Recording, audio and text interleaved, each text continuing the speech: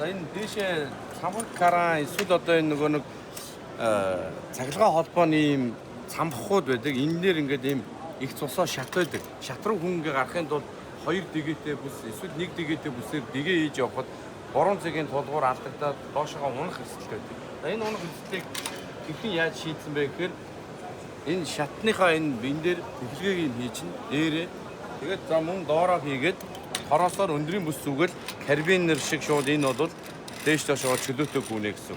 Хүн унлаа гэж бодоход огцон хөдөлгөөн дээр барих шууд барина гэсэн. А ингээд бүсний бүс ингээд дээшээ өвдөж явах үед бол чөлөөтэй дагаад хүн унлаа гэж бодоход огцон дээр шууд барина гэсэн.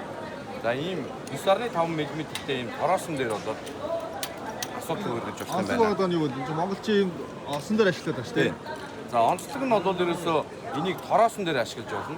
А Монголд бол бид хэд сертификат нь тодорхойгүй бас ийм 16-тай, 12-тай, 25-тай ийм олснууд дээр хэрэгэлдэг. Олс бол өөрөө бас яг сертификатгүй бол ямар нэгэн байдлаар тэр хүн даах эрсдлийг бол тодорхойлж чадахгүй. А энэ бол хороосон дээр өөрөө бол батны юм байна.